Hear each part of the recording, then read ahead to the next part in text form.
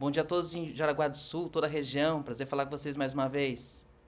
Os times estão escalados, né? Os times estão das principais coligações, pelo menos. Até o dia 5 ainda tem chance de alguma surpresa, mas os principais times estão escalados depois das convenções, do super sábado de convenções que a gente viveu em Santa Catarina. Então foi pela manhã, no sábado, o time do João Rodrigues, né? Ronaldo Caiado, presidenciável, também veio prestigiar. Caiado e Gilberto Kassab, o presidente nacional do PSD, que é também o candidato a vice-presidente de Ronaldo Caiado. Então, teve a coligação do PSD, as coligações do MDB e também da Federação União Progressista do União Brasil. O PP tinha resolvido no dia anterior, na sexta-feira, e fechou a chapa, mas quase ainda tem alguma coisa para detalhar ali naquela questão dos suplentes, né? O suplente virou o tema da última semana de convenções, não tem esse peso todo, embora tenha. A gente tem muitos suplentes que assumiram o Senado em Santa Catarina, mas fechou o time com o João Rodrigues ao governo, com Carlos Chiodini pelo MDB de vice, com o Espiridião Amin do Progressistas e o Antídio Lunelli do MDB como os candidatos ao Senado. Né? O Espiridião estava definido que teria o Ronei Weber, né? Ronei Weber como seu candidato a primeiro suplente de senador. Até o último dia ficou aquela disputa com o Rogério Peninha, ex-deputado federal, que não quis ir para o embate, não quis levar para o voto a primeira suplência. E aí acabou desistindo e Weber foi consolidado. E depois o segundo suplente é Genésio Spiller, ex-vice-prefeito de Nova Veneza.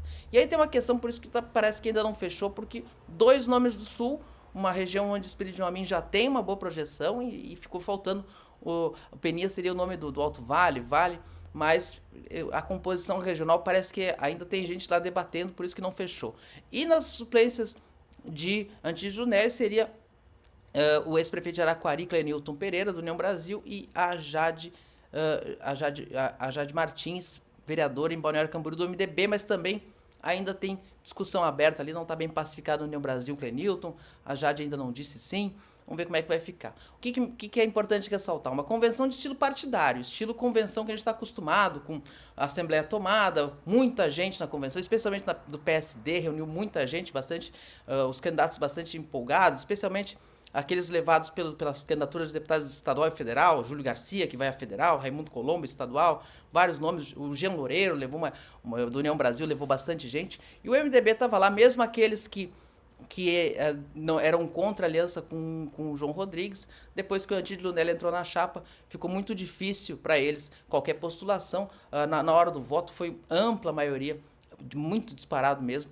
Menos de 30 pessoas votaram pelo não a aliança com o João Rodrigues, um evento do tamanho partidário. E aí, a alguns quilômetros dali, já em São José, na Arena Opus, um outro tipo de evento, um evento mais show, né? Então, a organização fala em 15 mil pessoas na Arena Opus, no evento do que consagrou a chapa de reeleição do governador Jorginho Melo, né? O PL, Jorginho ao governo, Adriano Silva do Novo como vice, Carlos Bolsonaro e Carol Detoni, ambos do PL, como os nomes para o Senado. Os suplentes foram anunciados na hora, né? Vou até pegar aqui minha anotação.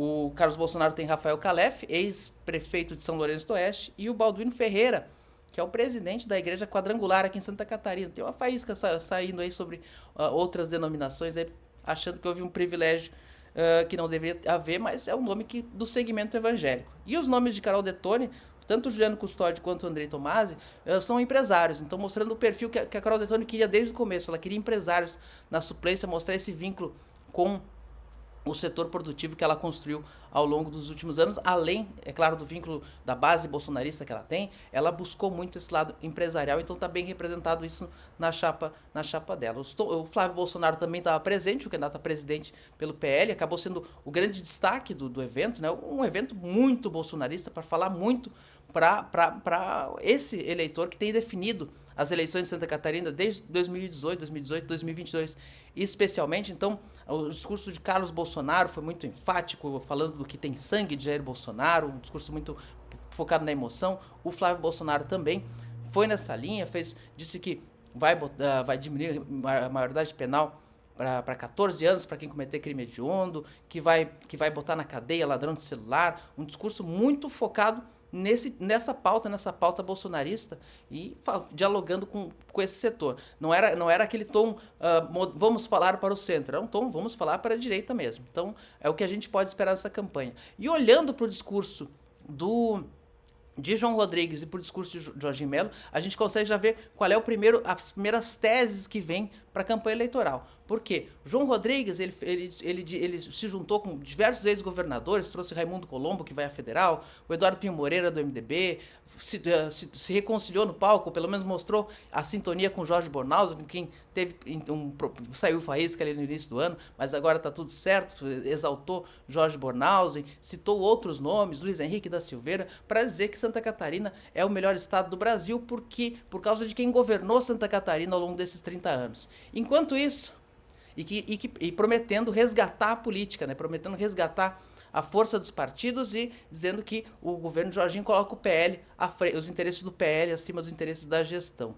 Na Arena Opus, o discurso era o contrário. Jorginho Melo dizendo que fez mais em 3 anos e meio do que todo mundo em 30 anos. Então vai ter um choque de teses aí. Santa Catarina é o melhor estado do Brasil por causa dos 3 anos e meio de Jorginho Melo, por causa dos 30 anos de gestões seguidas de diversos partidos, do PP, do MDB, do PSD, é a tese que vai vir para o eleitorado. Enquanto isso, a esquerda, que já tinha resolvido sua convenção lá no começo, lá no segundo dia de possibilidade, foi em peso, a chapa foi em peso acompanhar a convenção de Lula, que aconteceu nesse domingo, confirmando Lula e a chapa Lula e Alckmin para a reeleição. E aí estava lá Gelson Merisi, do PSB, estava lá Ângela Albino, do PDT, o candidato ao governo e a candidata a vice, e os 2 senadores da chapa, Décio Lima, do PT, e o Alfredo Bopré, do PSOL. Os times estão escalados. Vai começar e vão vir as teses, as narrativas, e a gente vai começar a acompanhar agora.